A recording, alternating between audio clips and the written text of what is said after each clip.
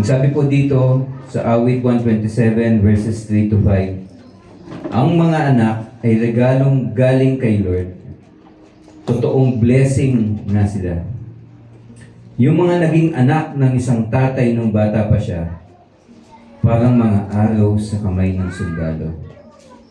Blessed ang taong marami nito.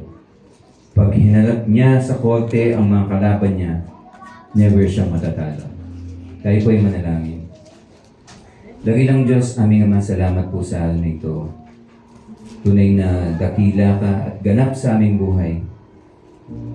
Sa presensya mo, sa pamamagitan mo, wala na po kaming ibang kakailanganin pa. Sa inyo gagaling ang lakas, ang karunungan, ang kapayapaan at pag-ibig na kailangan namin sa bawat araw. Kaya sa mga oras na ito, hayaan mo po kami na pasalamatan ka at dakilain ng iyong pangalan. Sa mga oras din na ito ay kami po ay lumalapit as one family, physically na nandito at mga kapamilya namin na nakakasama namin sa online. Dalangin po namin na buksan mo ang aming puso't isipan, pangunahan mo po kami, linisin mo po kami at i-plant mo sa aming mga puso yung mga salita na siyang kakailanganin namin sa bawat araw. Without you, wala po kaming kayang gawain sa buhay na kapakipakinabang or something na magbibigay ng kaluguran sa iyo. So we badly ask for your presence to go before us. Gamitin mo lamang po ako bilang yung mikropono. Huwag mong hayaan na anumang distractions o gawain ng kaaway ang makapanahig. Bagkus, mananasan ka ng bawat isang nandito mula sa pinakabata hanggang sa mga mature na nandito, Panginoon, na ikaw ang kanilang patagpuin sa mga oras na ito. At kung ano man po yung mga naisin mo, mga mensaheng naisin mong maunawa po namin, Lord, mangusap ka sa kanila personally, to their experience, to their circumstances. And nangyari, Panginoon, ng salita mo na siya nagbibigay buhay, ang siyang patuloy na magtatransform sa amin. Salamat po, Ama, sa mga oras na ito. Dinadakila ka namin, pinasasalamatan sa pangalan po ng aming Panginoon Jesus. Amen and amen. Pwede na po tayo mo po.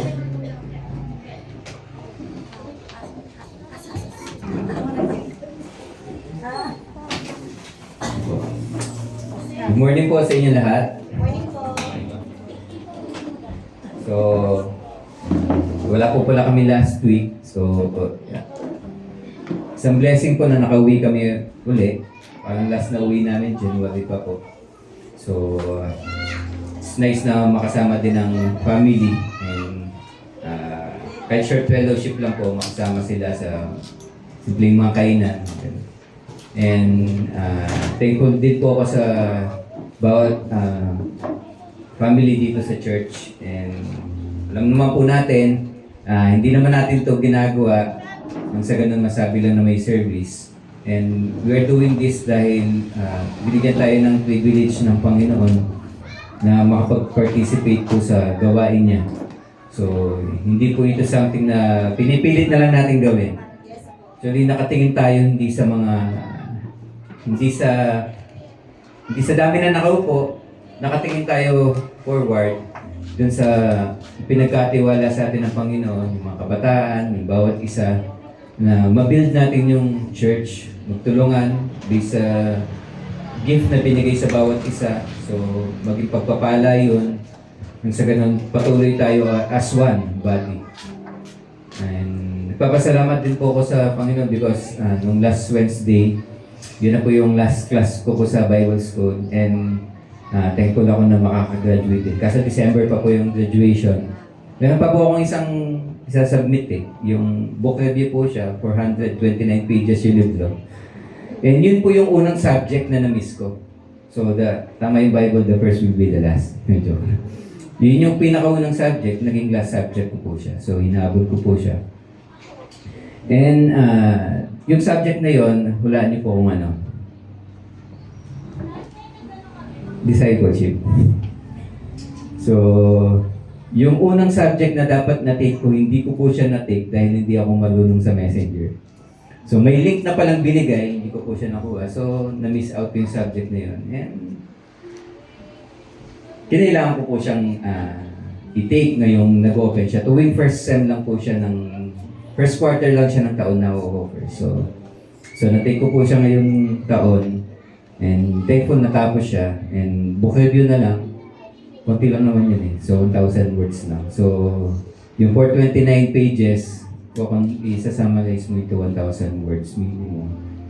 And ini-scan ko po and may mga bagay doon na ako na nag-agree at may mga bagay na tingin ko kailangan i-improve. Even though yung book na pinapa-review, sinasabi, it is the complete handbook of discipleship. Ang isang hindi ko po nakikita na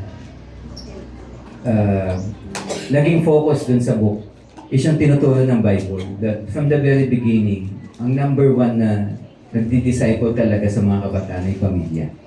So na-highlight po dun ng discipleship na through time, from personal one-to-one, dahil sa pagsibol ng church at paglaw ng church, nauwi na yung discipleship, nag-law siya ng church. Ang church naman ay family din naman po yan. Pero minsan nawawala yung essence na ang number one discipler ng mga anak po natin ay tayo bilang mga magulang. And bawat tao na nakatingala po sa atin, in a way, children po natin yung mga yun. So, kapag nangyari po kasi ng mindset natin na discipleship is role siya ng isang church. So, aasa po tayo sa programa ng church, activities ng church, ano po yung mga ministries na ilalagay ng church. Nang sa ganun, tulungan natin yung bawat isa na mag-grow. Pero yung Bible, from the very beginning, strict siya na sinabi, yung pinag-aralan po natin last week, na walang garantiya na kung ikaw ay isang mananampalataya, kahit ikaw pa ay high priest, kahit ikaw pa ay judge, propeta, kahit ikaw pa ay hari, na lumakad ng tapat sa Panginoon, walang garantiya na yung mga susunod sa iyo, ganun din ang gagawin. So inaral po natin kung natatandaan nyo, yung buhay po nila Eli, nila Samuel, nila David, di po ba naging mga tanyak po sila? Inaral natin yung mga buhay nila at nakita natin, despite their success, may mga failures sila because nakaligtaan nila na mag-focus din sa pag-develop o pag-disciple ng kanilang pamilya. Yung naging downfall ni Eli, yung kanyang mga anak, naging corrupt yung mga anak niya, ang punishment nila na-cut off yung lineage nila. Naputol. Imagine mo kung yung lahi mo pinutol ng Lord. So yun yung punishment kay Eli. Then yung pumalit sa kanya naman, si Samuel, yun yung time na namumuno ang mga propeta as judge din. Pero dahil din po sa mga anak niya, which is naging corrupt din po yung mga anak niya, even though he's a man of integrity, hinold siya na accountable din ng Lord as a father. So sa pamamagitan po ng story po na yun, ano po naging consequence? Yung paghahari ng mga propeta at ng mga, in a way, ng mga judge that time, nakat siya. So pinalitan siya ng mga kings. It is a form of saying na, Lord, ayaw na namin yung pamumuno mo. Gusto namin pamunuan kami ng mga hari tulad kung paano pinamumunuan yung ibang bayan. And it is something na parang sampal sa atin, Panginoon. Kaya nakakalungkot po yung naging story dahil lang sa failure as a father or as a parent. And pangatlo naman yung kay David. Alam naman natin si David, a man after God's own heart. Ni-unite niya yung buong Israel. Ang dami niyang kinonquer. Naging, in a way, hero siya ng mga Israelita matapos niyang dapiin si Goliath. And eventually, naging king siya. Pumalit siya kay Saul. Pero alam naman po natin, pag nagpetex ka o na-relax ka dun sa purpose ng Lord sa iyo, dun, kasi yung kaaway nandiyan lang siya, umaali-aligid siya. Diba? Yung enemy is like a roaring lion. Lion, sabi nga po, diba? Umatungal po yan. At nag-aantay po siya ng right moment na weak ka. At doon na-tsempuan si David. Even though yung mga success na nakakabit sa pangalan po niya, nabahiran po. Dahil po sa pag-petics po. So, doon siya pinasukan ng mga temptation na hindi siya naging handa. So, ano po yung naging consequence nun? Yung sin na ginawa po niya, nag-manifest din sa mga anak niya. Nirape yung anak niya, pinagtakpan. Hindi niya sinol yung case o yung mga pangyayari yun. Nagkaroon ng hatred yung mga anak niya sa kanya. nagrebelde sa kanya, tinry siyang i-overpower, nagpatayan yung mga anak po niya. Nakita niyo po yung consequence. Despite of their great success, okay, pag hindi natin may channel to the next generation, yung pagdi-disciple. Kasi, sino yung magdi-disciple sa kanila that time? Yung mga advisor nila? Hindi po. Kasi po, personally, ang mga anak po natin connected po sa atin. Whether biological yan or spiritual. Kaya nandun po yung tinatawag natin na accountability. Okay? So, you hold tayo na accountable ng Lord dun sa mga bagay na ipinagkatiwala po sa atin. Kaya yung day 1 po na pinag-aralan natin last week on how to reclaim the next generation. Reclaim, ibig sabihin, bawiin natin. Kasi kung wala po tayong gagawin, ang dali po nilang masuwi ngayon. Pansinin niyo po yung kabataan ngayon. Madali po silang masuwi. Kung wala pong initiative o walang intentional na discipleship na gagawin sa pamilya, starting sa family. Okay? Walang garantiya na kung gaano man katuwid ang buhay po natin ngayon, ganun pa din sa mga susunod na generation. So, kawawa naman po sila. O kawawa din po tayo. Kung gaano kalinis ang pangalan mo, ganun siya kadumi sa susunod. Wala po siyang garantiya. Unless mag-i-intervene po ang Panginoon sa buhay po nila, sa pamamagitan po natin. Okay, yun po yung topic nung last week. At bilang pagpapatuloy po, aaralin naman po natin ngayon yung Psalm 127 verses 3 to 5 na pinamagatan po natin Arrows on Target. Okay. Sa awit 127 verses 3 to 5, inihaling tulad po yung mga magulang sa isang warrior o sa isang archer. Okay? Tagapana. Tapos, inihalin tulad naman yung mga kabataan o yung mga anak po nila sa mga arrow. Okay. So sabi po, pag binasa mo po itong Psalms 127 verses 3 to 5, ang sabi, children are a gift from the Lord. Okay. So yung araw na hawak-hawak mo ngayon, okay, regalo yan ng Panginoon. Favor yan na galing sa Panginoon. Reward. Ibig sabihin, isang bagay na hindi mo deserve. Isang bagay na ipinagkatiwala lang sa iyo, hindi mo siya pag-aari. So kung ikaw po ay isang magulang, yung mga anak mo po ay isang gift sa Panginoon. Inheritance po yan. Reward po at favor. Ikaw din bilang magulang, anak ka din. Yung mga magulang mo, regalo ka din sa kanila ng Panginoon. Hindi ka nila pag-aari. Therefore, dapat nauunawaan po natin paano maging tamang steward sa mga anak po natin. Okay? Children born to a young man like arrows in a warrior's hand. Sabi, how joyful is the man whose quiver. Quiver, yan po yung nalagyan po ng palaso. Palaso po, tama, no? Yung pinaka case, kung saan nakalagay yung mga arrow. Yun yung quiver. Sabi, mapalad daw ang isang tao na yung sisidlan niya ng palaso ay punong-puno. Ibig sabihin, mapalad ang isang tao na napakarami po niyang anak. Whether physically or spiritually. Okay. Dahil itong mga arrows na to na nasa kanya, nakadepende po dun sa archer o dun sa, ano tawag ka? Sa warrior, kung ano po yung kahihinat na ng araw. Nakikita niyo po, kung kahit gaano po kaganda yung araw, kahit gaano katalas yung araw, in the hands of a poor warrior, hindi po niya mahihit ang target. Tama po?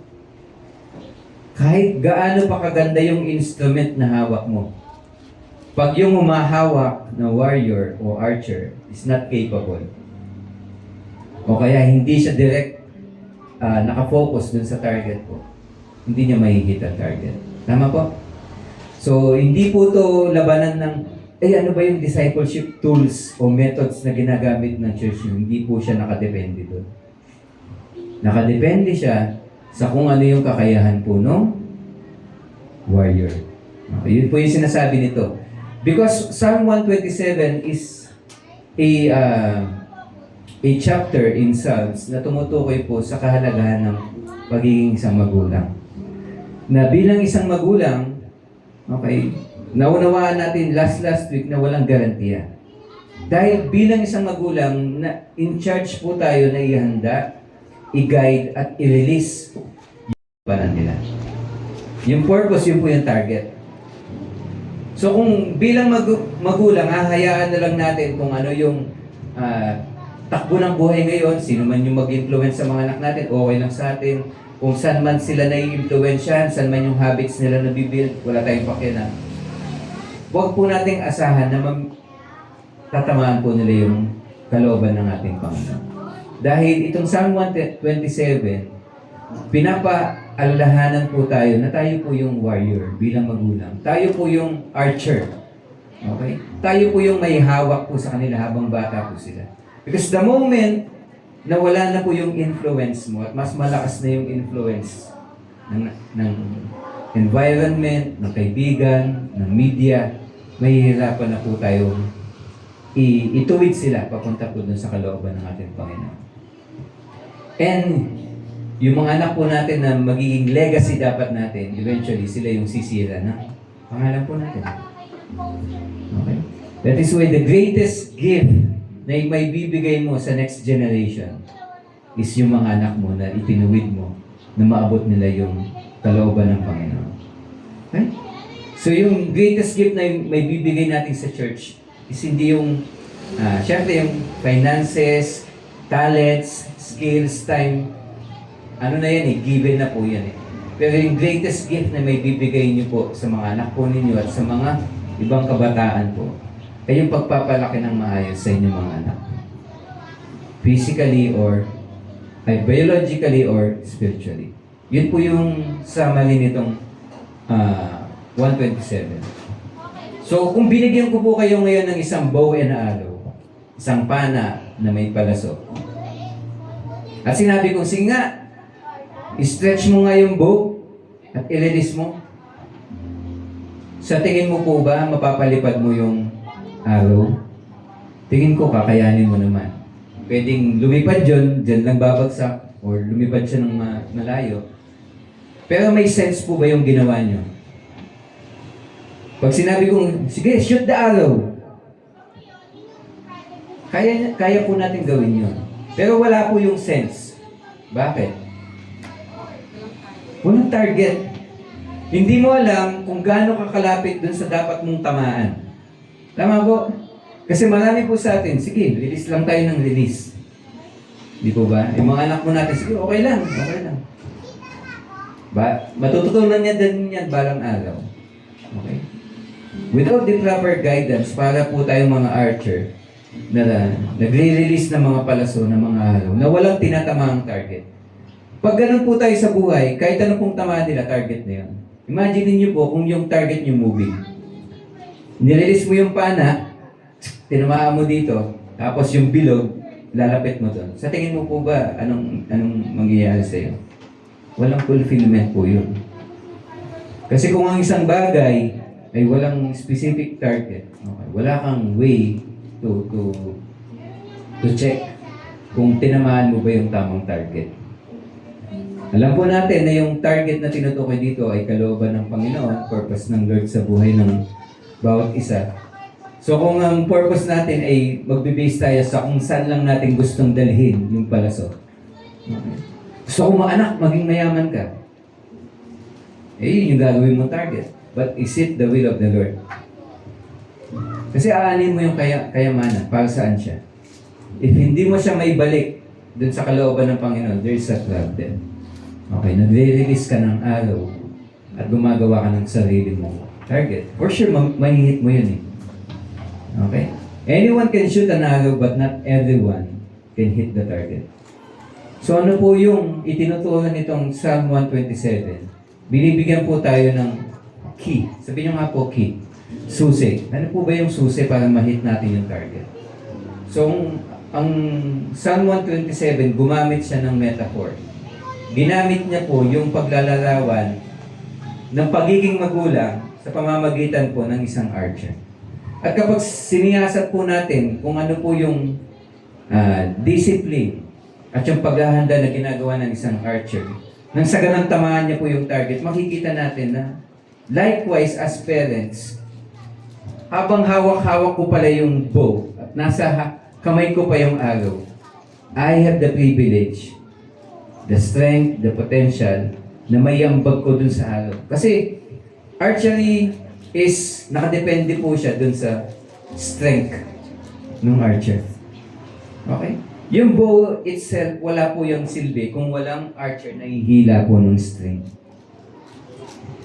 Yung paghila ng string, nakadepende po siya dun sa string po nung mihila. Yung balance at stability po nung paghawak ng bow, nakadepende siya dun sa strength nung paanong archer. At kung saan siya nakatayo. May nakita na po ba kayo nag-archery na nakataas yung isang paa? Wala pong balance yan. Although, posible, ma-develop niya yung ganong strength. Pero pansinin niyo po, ano po yung common doon? Whether nakataas ang isang paa o nakaapak ang dalawang paa. Very important yung tinutuntungan niya. Kung hindi stable yung foundation na tinutuntungan niya, there will also be a problem. Imagine ninyo kung nakaslant yung tinutuntungan niya, mahihirapan din siyang mag-aim. Di ba? What if yung hawak niyang bow, masyadong mababa yung pagkakaanggulo? Kahit diretso yan sa target, pag mababa yan, hindi yan aabot. Pag sumobra namang taas, pwedeng hindi din tamaan. Tama po? Dapat at right angle, okay, naka-aim yung bow, steady, focus, wala siyang ibang tinitignan.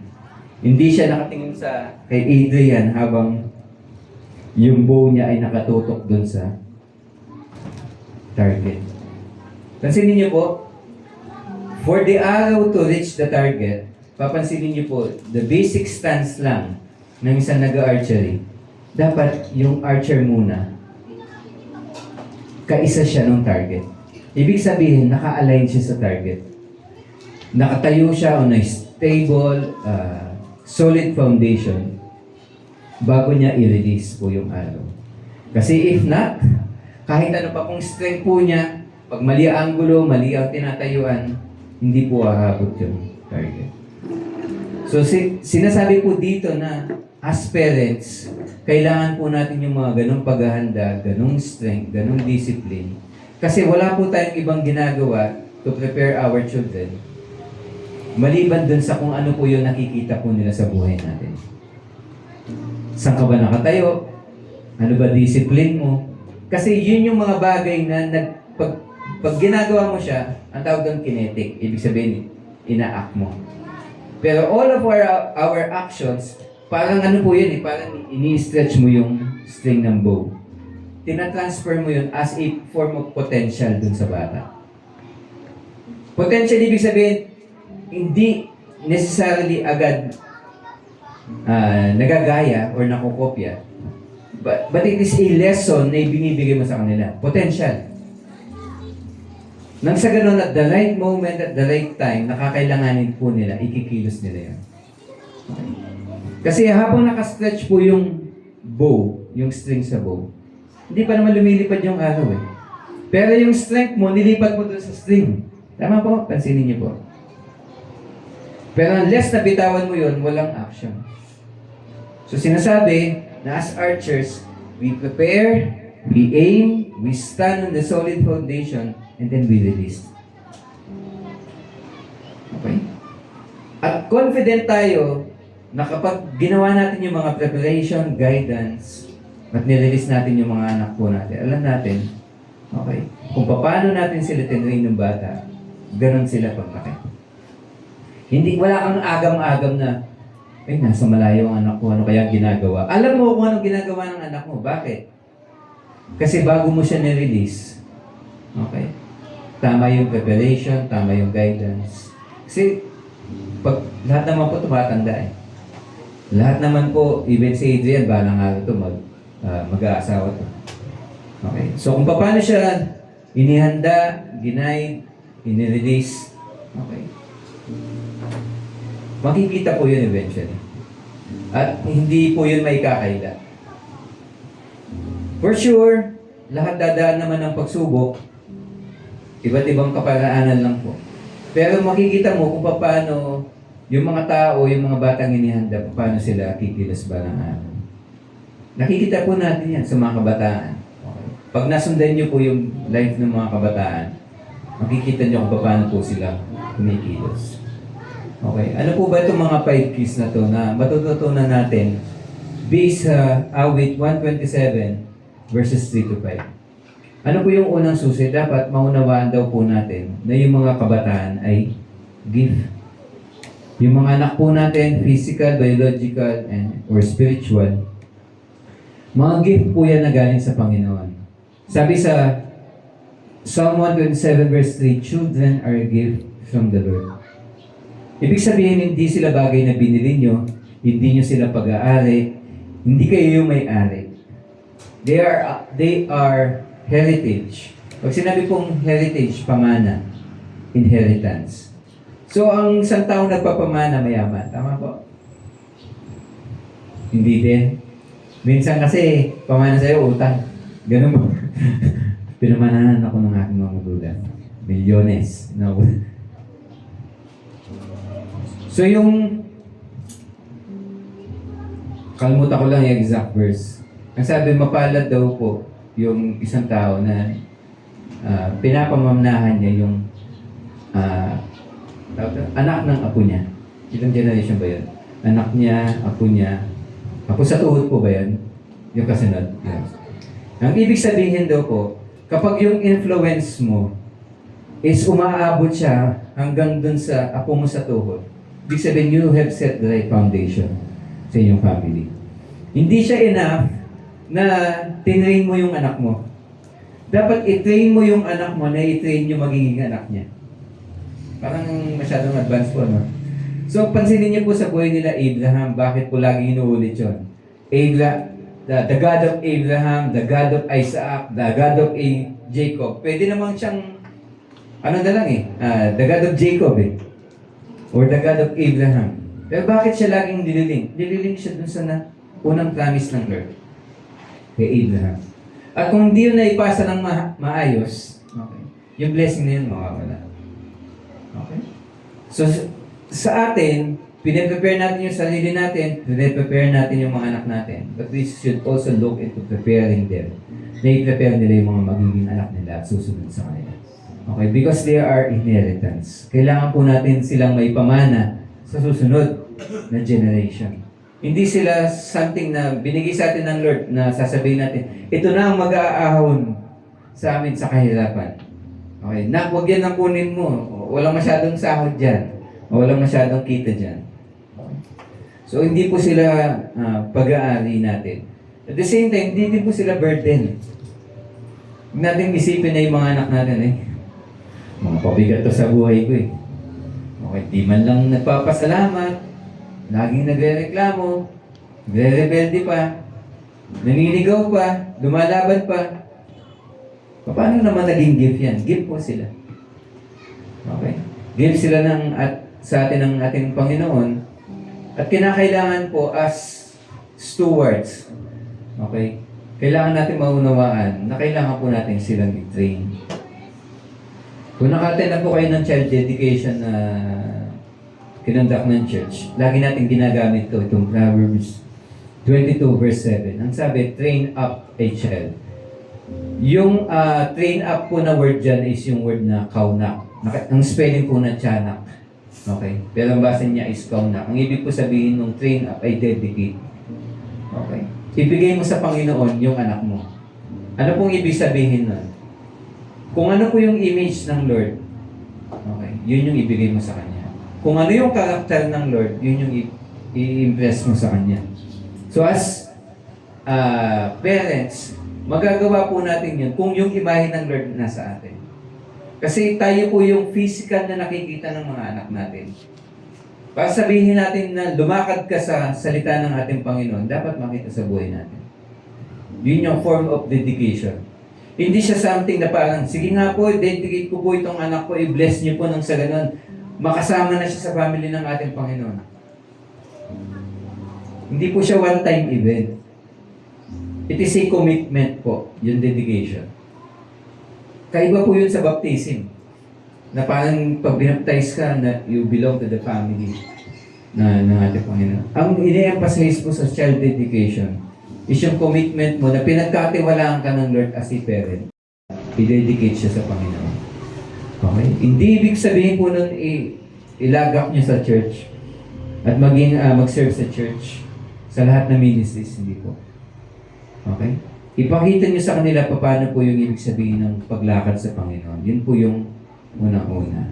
So the first key is to know thy gift. Okay? Kilalanin niyo at tanggapin natin na regalo po sila ng Panginoon. Number 2, we must shape and sharpen them.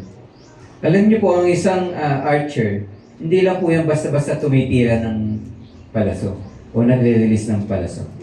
Even yung tools niya, hinahasa niya po yan. Tinitignan niya yung strength, capability, at quality pa ng string niya, ng bow niya, kung wala bang crack. And especially yung mga arrows po niya. Yung mga arrows po niyan, gawa po yan sa mga branches. Nakakita na po ba kayo ng takay o sanga? Branch ng puno. Kung bibigyan ko kayo ng branch ng puno at sabihin ko, sige nga, gamitin mo yung bala, gamitin mo yung palaso. Sa tingin niyo po ba magagamit niyo siya kung baluktot? So as a form of preparation, yung mga baluktot po na sanga, iniinit po yan at binibend. Nang sa ganun, mas straighten po sila. Part po ng shaping. Kasi kailangan po ituwid po sila. Okay? The same time, lagyan mo po sila ng tools din. Yun yung arrowhead. Kung yung arrowhead mo po ay mapulad siya, hindi din niya, kahit natamaan niya yung target, bibitaw din po siya. Hindi siya babaon. Okay? So may tinatawag na shaping and sharpening. So yung intentional shaping na tinutukoy po dyan, okay, kailangan habang bata at bendable pa yung mga kabataan, ituwid na natin. Mahirap magtuwid ng matanda. Subukan niyo po, i-relate na lang po natin sa discipleship. Mas mahirap po mag-disciple ng nakatatanda. Kasi po sa dami po ng experience po nila, okay, lagi po silang may ibang option eh. Okay. Pero habang bata po yan, open pa yung kanilang mga kaisipan. Di po natin sinasabing wala ng pag-asa mga nakatatanda. Mahirap lang po, mas mahirap lang siya. Pero walang imposible sa Lord. Pero habang bata po yan, mas madali pong mag-train. Di po ba? Mas madali silang i-bend. Mas madaling ituro sa kanila yung mga tamang boundaries. Kasi yung sinasabi po ng Proverbs 22:7 kanina, train up a child. Ang tinutukoy po doon is a child 7 years old and below. Kasi po paglampas po niya ng 7 years old, mahirap na po. Okay, ang pinakalilit nga po dyan is yung teenage years na 14 years old. Nandun po yung window ng learning nila. Best na nag-learn ng bata, ages 3 years old and 7 years old. So, pag nandun po sa mga edad po na iyon, kailangan po i-train nyo na po sila. Kasi kung ano man po yung natutunan nila on those ages, magiging ganun sila balang araw. Gusto nyo ba na example?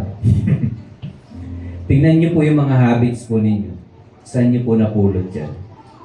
It's either a experience na malala ngayong tumanda na po kayo, or isang experience o mga habits na nakita mo ng bata ka.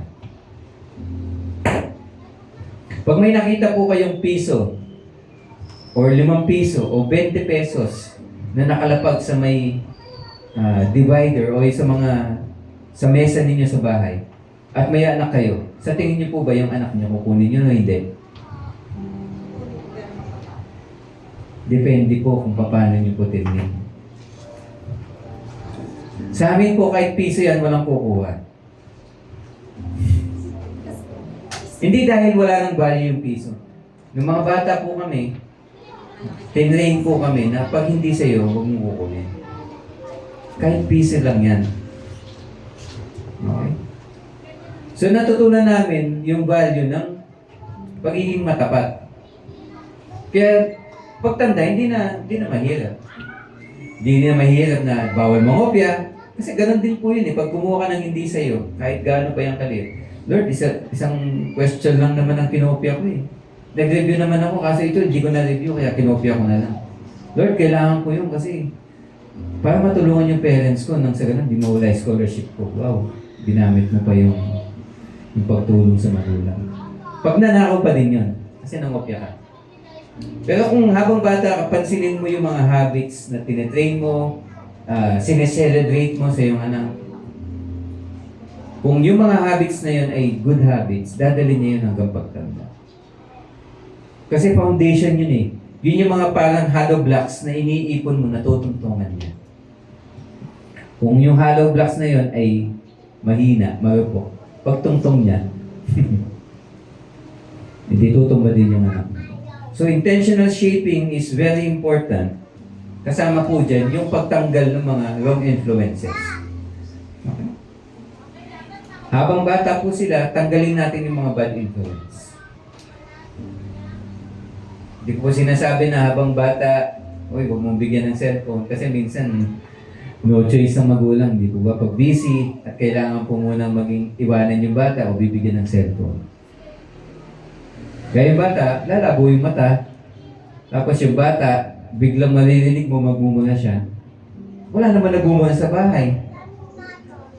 Pero dahil yung pag-shape mo sa kanya, hindi siya intentional at in-outsource mo siya sa cellphone. Nasi-shape yung bata sa maling, kumbaga, maling inclination niya. Namamali po yung influence na nabibigay sa kanya. Ang sabi ng po sa Bible, yung word ng Panginoon, pwede mo siyang gamitin to teach. Ano ba ibig sabihin ng teaching? Okay, ituro mo sa kanya yung mabubuting asal. Paano mag-pray, paano magpasalamat sa Lord, paano kumausap sa nakatatanda, di ba? Paano pasalamatan ng Lord sa lahat ng blessing na ibinibigay, paano magbasa ng word. Teaching po yan. Pag may nagawa siyang mali, ang tawag po doon, pag kinorek mo siya, rebuking. Ibig sabihin ng rebuking, papakita mo, anak, ang kalooban ng Lord, ang salita ng Lord ay ganito. And tingnan natin if yung actions ba natin nag-align doon. Yun po yung rebuking. Pinapakita mo na sa bata, tinutulungan mo siyang i-assess yung sitwasyon niya kung tama ba yung ginawa niya in accordance with God's Word. Kasi dapat matutunan ng bata habang bata siya na yung number one authority ng buhay salita ng Panginoon. Hindi salita mo lang.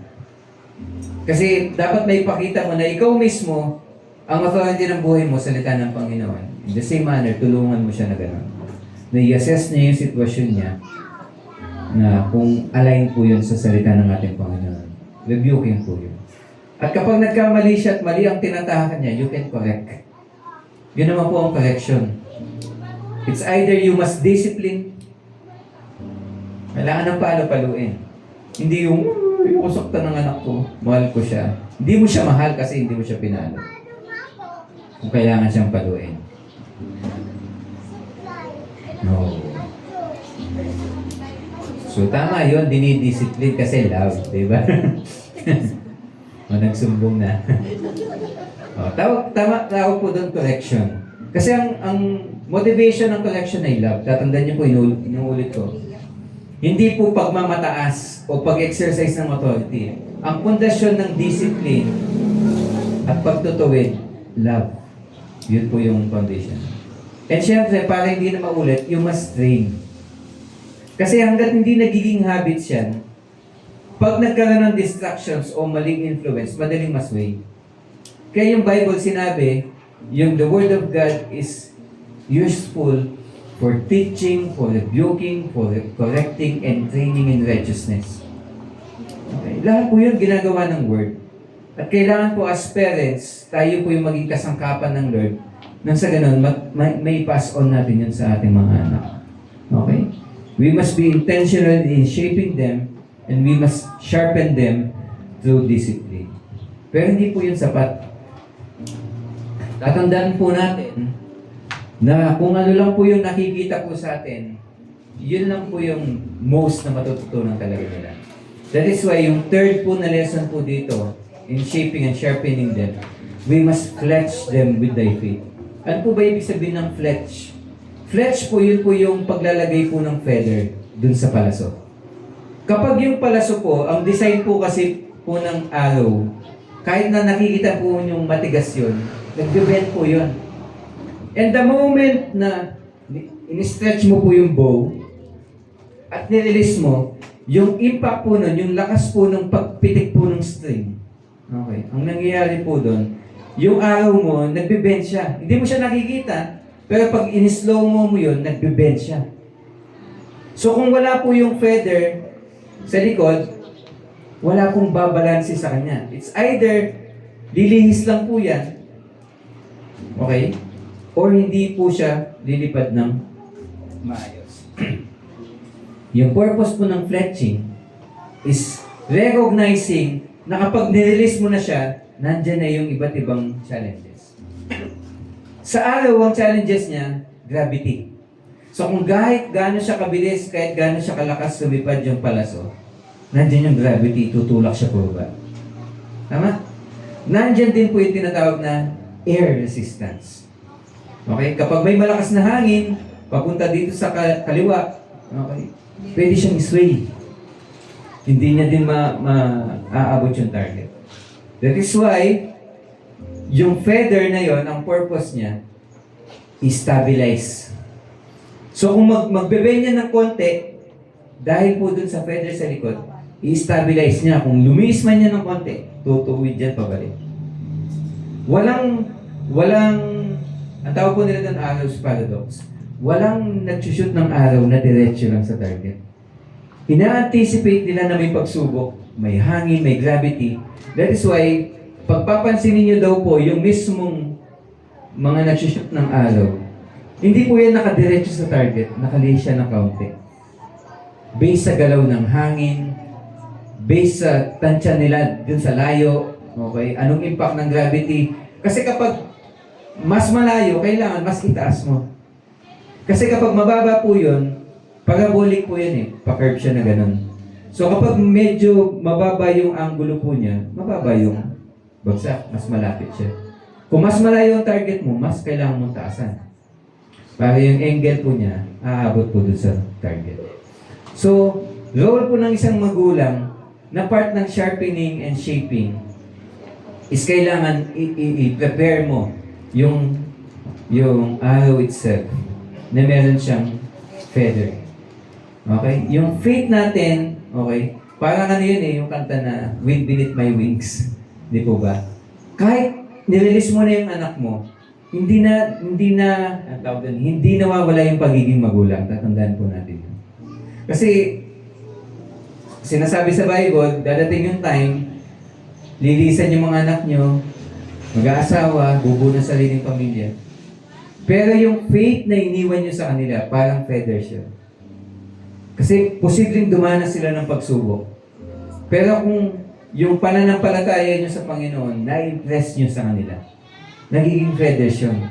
Na kahit na lumihis po sila ng landas, or duman sila sa isang pagsubok, yung confidence mo na aabutin pa rin nila yung tamang target, nandoon po. Okay, yun po yung ibig sabihin ng fletching.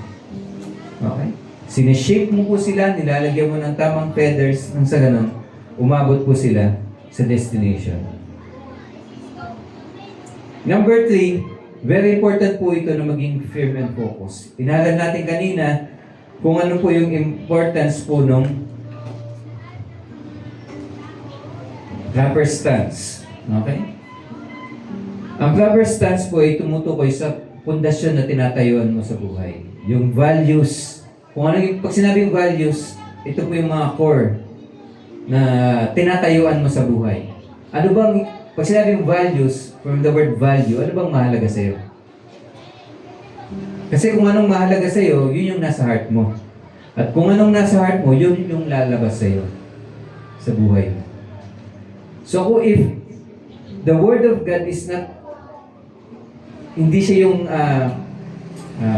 treasure ng buhay mo, hindi mo siya tatayuan. Okay? So kung ano po yung bagay na mahalagay sa'yo, doon mo iaangka yung buhay mo. Yun yung magiging pundasyon ng buhay mo. So sinasabi, dapat yung faith mo, nakaangkla siya sa Panginoon. Nakatayo siya sa Panginoon. Parang yung scripture na in Matthew 7, sinasabi, kailangan ikaw mismo, tayuan mo yung salita ng Panginoon. Kasi kung hindi, para kang isang build, isang lupain na kung saan parang buhangin.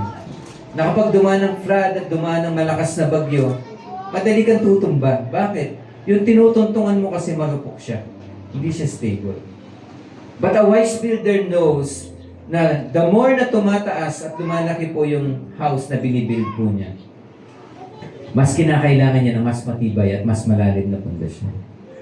So yung wise builder, nagtatayo siya sa isang solid rock. Okay. Yun po yung mababasa niyo in Matthew 7. At ito po yung premise po nung Psalm 127. Ang sabi, kung hindi si Lord ang nagtatayo ng bahay, sayang lang ang effort ng mga nagtatayo ng. Okay. Ang tunay na nagbibuild ng family, ng church, ng isang samahan, ng isang mabuting pamilya, ang Lord. So kung hindi ang Lord ang nagbibuild ng family ninyo, dadating ang time, tutumba yan. Kasi itetest sila ng panahon eh. Itetest sila ng pagsubok. Pero lahat ng nagtayo, okay, lahat ng magulang na itinayo ang kanilang pamilya sa salita ng Panginoon.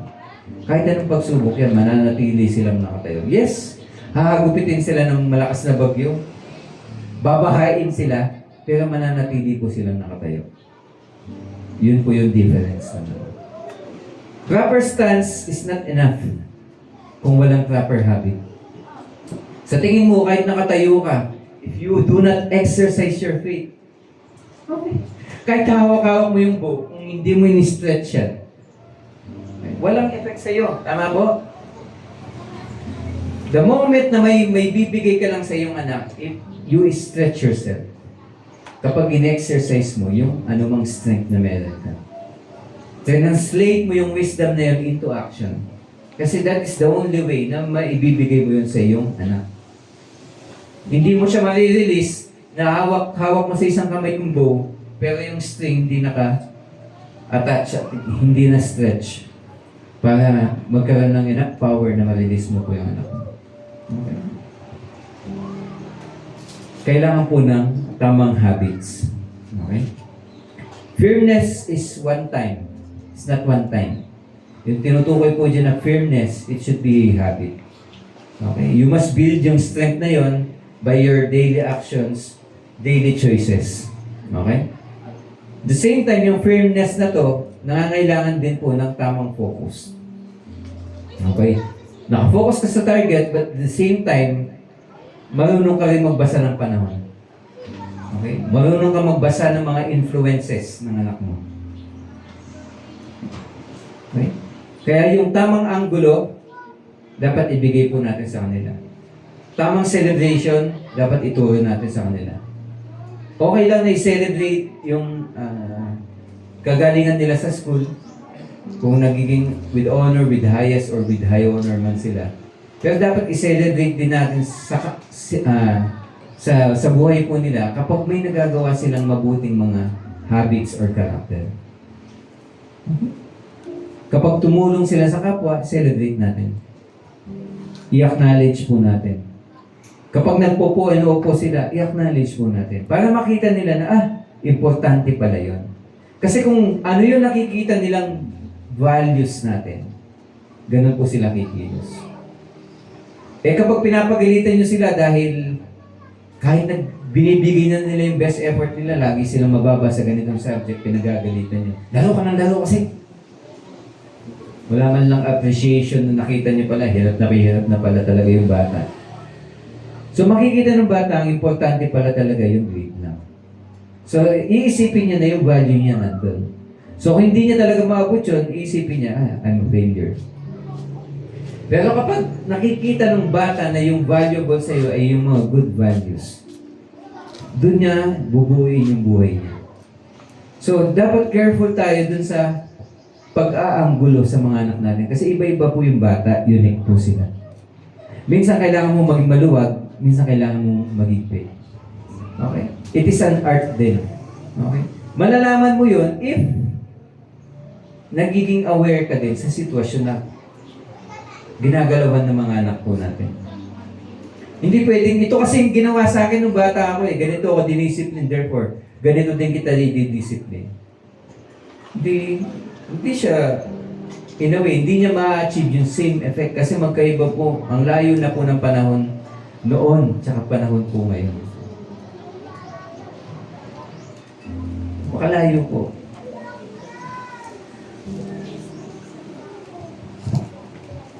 Ang dami pong influence ngayon. Ang dami pong information ngayon. Noon, ang labanan na kanino makukuha ang information. Kaya nga yung Bible noon, di ba, parang kailangan may puslit nila. Hinahati-hati nila yung pages ng Bible. Sinusubo. Nang sa ganun, may tawid nila sa bansa nila. Kasi yung information na nandoon, yun yung magbibigay sa kanila ng power and growth. Ngayon ang problema natin, bugbog tayo sa information. Kung anong gusto mong malaman, i-google mo, YouTube mo. Di po ba? Ang problem ngayon, paano mo malalaman na yun yung tamang information? So kung wala po silang tamang mata to see things clearly, dahil hindi sila nabigyan ng ganung wisdom, pwedeng iyakapin nila ang isang katuruan o ang isang values na hindi pala siya aligned sa naisin ng Lord sa buhay nila. So, as parents, nasa atin po yung primary responsibility na tignan po natin ano ba yung nag-i-influence ngayon sa aking mga anak. Sino ba yung mga kaibigan niya ngayon? Baka hindi niyo alam kung sino yung mga kaibigan. O kaya ano pala yung nararanasan sa school, nararanasan sa work. Kailangan nakikita po natin yun. Okay? Kasi doon natin isa-channel. Ang lakas pala ng impress sa kanila ng gravity. Tapos tayo, stagnant lang tayo na hindi kaya yan ng anak. Hindi, kailangan na palang mas i-anggulo sila. Mas kailangan silang supportahan at mataas. Okay? So, napaka-importante po na instead na firm lang po tayo, dapat maging focus din po tayo sa kanila. Titignan natin na habang yung araw, kasi pag tinignan mo po yun, okay, yung dulo po nun, tinitignan mo at the same time yung araw at yung target. Dadating ng time, lumilihis na pala yung araw. Okay? So dapat, firm tayo na ibalik po sa tamang angle. At syempre po yung focus. Okay? Yun yung kinakailangan po sa isang archer. Kailangan po, focus po yung unang-una yung isip niya. Kung wala pong kapayapaan sa buhay ng isang magulang, how do you expect na magkakaroon ng kapayapaan sa anak? Okay? Lagi lang po silang nakatingin sa ating mga buhay. Kaya it is our lifelong service na maging focus sa ating Panginoon. Okay. Tulad ng tinutunan ni Jesus, fix our eyes on Him. Kasi kung ano man po yung sinimulan ng Lord sa buhay po natin, ang confidence natin, tatapusin niya. Kahit gaano pa yung kahirap. Okay? We must be firm and focused. Number 4, children born to a young man are like arrows in a warrior's hand.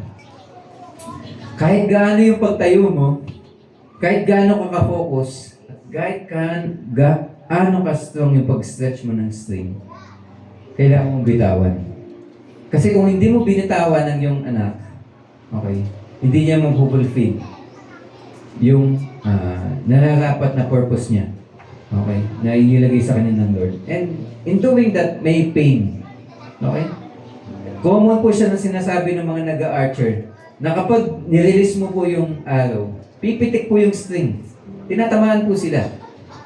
At yun yung nagsisimbolize na may pain kapag nire-release mo yung anak mo. But at the same time, may joy. Kung alam mong inihanda mo yung anak mo, that in the proper time na i-release mo po siya, okay, gagampanan niya yung kalooban ng ating Panginoon. May joy sa puso. Pero syempre may pain yan. Nasanay ka for so many years, nakasama mo yung anak mo. Nagbibigay sa iyo ng kasiyahan. Pag-gising mo, pinagsisilbihan mo, pinaghahanap. Pero dadating ang time, alis din sila sa buhay po natin. Pero ang kasiyahan naman po doon, pag yung lahat ng paghahanda na ibinigay niyo po sa kanila, nakikita niyo sa mga buhay po nila. Okay, yun po yung joy. At it is a blessing na kapag narilis mo yung mga anak mo po na yun, nanganak pa po sila ng nanganak. ibig sabihin dumami din po sila. Yun naman po yung panglima na susi, na after natin po silang i-release, kailangan po natin silang ipagkatiwala sa ating Panginoon. Despite all the efforts na ginawa po natin as parents, hindi natin sila hawak 24/7. Okay?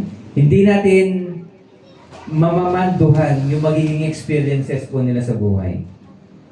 Ito ba? Hindi natin kayang isulat step by step yung mangyayari. Okay.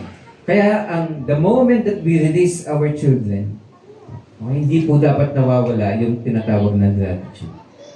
Yun po yung kung sa first key is kailangan mong kilalanin na sila ay gift ng ating Panginoon. Yung last key kailangan natin tandaan na kailangan natin magpasalamat. Dahil ang Lord po ang nangangalaga po sa kanila. Dahil tayo po ay katiwala lang, the moment na nirelease po natin sila, kailangan hindi natatapos doon ang pagiging magulang. Okay? Yung pagiging magulang po, matatranslate siya in the form of a gratitude. A daily gratitude of thanking the Lord na sila po ay pinagkatiwala sa atin at ngayon ay nakalilis na sa mundo as missionaries sa kanya-kanyang field po nila. Whether sila po ay as a father, as a businessman, as an employee, as a missionary o worker sa church, kung nasa noon po sila, nandun yung confidence and joy po natin. Na kung ano man po yung inihanda natin sa buhay po nila, okay, nagmamanifest po. So, ang hinihingi po na last key po sa atin is yung gratitude kasi ito po yung madalas po na nawawala. Huwag po yung pagka-release natin, titignan natin, ba't yung anak mo successful na? I-compare natin ngayon. So, yung anak po natin, habang lumilipad siya ngayon, anak, parang mali yata yung pinupuntahan mo kasi yung kapitbahay mo, yung kaibigan mo, ito na yung na-achieve sa buhay. Wow. Hindi po dapat ganun ang maging attitude. Okay? Kasi kung prepare natin sila, denied natin sila, at nirelease natin sila according, okay, sa kalooban ng Panginoon, yun yung best gift na may bibigay po natin sa kanila. Yun yung legacy, yung tinatawag. Yung sinasabing, ikaw na nabuhay sa ganitong panahon, nabubuhay ka din sa susunod. Pinapass on mo lang yung inheritance. Okay? Yung ikaw na naging gift sa sanlibutan, maging gift ka din sa susunod. Mangyayari lang po yun kapag ikaw, yung image ng Panginoon, naging image mo at in-impress mo sa anak mo. Nai-impress din po niya sa anak mo. Pansin niyo po, same image passing from generations to generations. Ang tawag po doon, legacy. And syempre, dadating yung time, okay, tayo po physically will become powerless. Sa context po nito, dadating po kasi yung time, for example, dito yung father, nagkaroon ng issue, nagkaroon ng problema. Sino po yung number one na nagtatanggol sa kanya? Mga anak. Pag sinabi, oh, ikaw, pinapangatangan ka ng ganitong, for example, sabihin natin nagnakaw. Pinatangan yung tatay na nagnakaw ng ganito. Alam niyo po ba sino yung number one na magtatanggol sa kanya, mga anak? Kasi lilitisin po yan sa city kid. Nandun yung mga elders eh. Nandun yung mga malilitis. Sino yung number one na magtatanggol sa kanya? Mga anak. Kasi pag sinabi ng mga anak, hindi kami ganyang pinalaki ng aming mga magulang. Hindi kami naniniwala na ganyan ang gagawin ng aming mga magulang. Why? Nakitaan niyo ba kami ng ganon? Kasi common sa kanila na nakaturuan na kung ano po yung puno, siya bunga. Kaya as witnesses, kami mga anak, tignan niyo yung buhay namin. Align ba siya sa pinaparatan niyo sa magulang namin? If not, then you are doing something wrong sa magulang namin. Okay? Kaya nga sabi po ng scripture, kung marami kang mga ganong anak, yung security mo nandyan. Di po ba? Ano man po yung enemies, hamon, ng buhay na dumating sa iyo. Okay? Hindi ka mapapahiya balang araw. Dahil alam mo, tinayuan mo yung tama, at may magtatanggol sa iyo balang araw. Hindi mo kailangan pilitin yung mga anak mo na ipagtanggol ka, tulungan ka, suportahan ka, whether financially or okay, nandyan po sila. Okay, kasi na-train po sila ng tama, na-guide po sila ng tama, at na-release po sila ng tama. Okay. So, yun po yung ikalima, yung gratitude and trust. Okay. Pag tayo ay palagi nagpapasalamat sa Panginoon, hindi po natin makikita kung ano yung kulang. Ang makikita po natin lagi, that God is always there. Hindi lang po siya nagpupuno, siya talaga yung nagpapaapaw ng buhay po natin. Kaya lagi kang may reason ngayon na magpasalamat. Okay? As parents, huwag natin kalilimutan na pasalamatan natin ng Lord sa mga taong ipinagkakatiwala po sa atin. I-bless po sila ng good health, i-bless po sila ng tamang wisdom, tamang influence. Okay? Kasi habang buhay, hindi naman nawawala yung mga pagsubok. Pero yung blessing ng isang mananampalataya, okay, lagi siyang may reason magpasalamat. Okay? Hindi dahil marangya ang buhay niya. Okay? Hindi po yun eh. Ang number one na pwede mo ipagpasalamat sa Panginoon is yung life itself. Okay? Yung kapayapaan na ibinibigay sa atin ng Panginoon, na hindi nakasalalay sa kung ano mang bagay na pinaghihirapan natin o meron po tayo yung kasiyahan po natin, kundi dun sa mga bagay na inihanda ng Diyos from the very beginning at nararanasan po natin ang kapayapaan. And with that, lagi natin tandaan na tayo po ay mga archer. Teacher, wala pa akong asawa eh. Hindi pa ako parent. Archer din ba ako? Yes. Kasi po ang pinag-uusapan po dito, okay, ay patungkol po sa pag-guide sa next generation. Pero role ng family po, huwag niyong kakalimutan. Hindi role lang ng simbahan ang pagdi-disciple. Nagsisimula ang discipleship sa loob ng tahanan. Yun po yung main message nitong series na pinag-aaralan po natin. The only way we can train the next generation is not through programs, not through outreaches, hindi sa pamamagitan ng pagko-construct ng malalaking church at paggawa ng mga discipleship manuals, teaching tools. Hindi po siya nakasalalay doon. Or pagkakaroon ng mga celebrity na evangelist or something. Nakasalalay po yung success ng discipleship, sisimulan sa loob ng mga family. So, kaya kung gusto natin i-claim ulit yung generation po para sa Panginoon, kailangan simulan natin sa loob ng tahanan. Okay? Walang garantiya. Kailangan maging intentional, become like archers. Nang sa ganun, bawat bitaw natin ng palaso, on target. Okay? Ang saya po nun, bawat bitaw mo ng palaso, bullseye, bullseye, bullseye. Kahit na malakas yung hangin, malakas ang hangin dito, hindi ko kukontek. Nang sa ganun, kahit na hampasin siya ng hangin, dadalhin pa rin siya ng hangin dun sa kalooban ng Panginoon. Yung tinatawag na Romans 8:28, kasi sa Panginoon ang bawat isa. Binigay ng Lord ang bawat isa sa atin as a gift, and maging good steward po tayo sa next generation. Yun yung best gift na may bibigay po namin sa kanila. Maging mabuting magulang. So, kung ikaw, wala ka pang asawa, hindi ka pa isang magulang, parents ka din, archer ka din, sa mga taong tumitingala sa buhay mo. Nagli-lead ka ng Bible study, or group leader ka sa isang kumpanya, okay, titignan ng buhay mo. Yes, mag-fail ka, kakamali ka, pero lagi mo tatandaan, kailangan kang bumalik. Kailangan kang mag-sorry. Kailangan mo ituwid. Kasi nakasalalay doon yung mga archers na, o yung mga arrows na nakasalalay sa iyo. Kasi tinitignan nila yung strength mo, yung stance mo, yung angulo mo. Okay. Kasi yun din yung magsisilbing launching pad nila. Nang sa ganun, maabot po nila yung goal o mithin ng Lord sa buhay po nila. Tayo pong lahat ay tumayo, magpasalamat po sa ating Panginoon.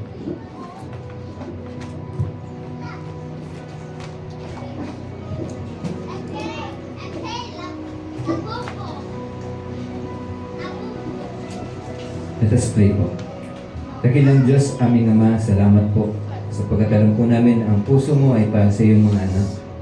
Salamat for allowing us and giving us yung wisdom na matutunan namin na we have been given the great privilege to become parents, to become archers or warriors. Nang sa ganun yung mga kabataan na ipinagkatiwala nyo sa amin ay mai-release po sila at maabot po nila yung kalooban mo. Ma-achieve nila tulad ng isang araw na tumatama sa target ay mangyari, Panginoon, na simulan namin sa pamamagitan ng aming mga buhay, sa aming mga personal na paglakad sa iyo, na kami po ay maging mabuting modelo sa kanila. And with all the strength, the wisdom na ipinagkatiwala mo sa amin, may transfer namin yun sa kanila, may tulong namin sa kanila, may shape namin ito sa kanilang buhay, and with proper discipline din po, mag-guide namin sila. So that at the moment that we release them, alam po namin na tatamaan nila ang target, ang kalooban mo. And with your guidance, with your strength, with your provision sa aming kalagitnaan, alam po namin na kung ano man pong bagay na sinimulan mong mabuti sa kanila, you will bring it into completion. Magpapasalamat po kami, Ama, sa mga oras nito at sa aming pag-uwi. Dalangin namin ang patuloy mo na paggabay at pagprotekta sa bawat isa. Dalangin po namin na anumang natutunan namin ay magsilbing aral sa aming kalagitnaan at magsilbing lesson din sa mga taong dadalhin mo sa aming buhay. Dalangin po namin na tanggapin mo ang aming pagpapasalamat at pupuri sa iyo. Sa matamis na pangalan ni Jesus, ito po ang aming samot dalangin. Amen and amen. God bless po.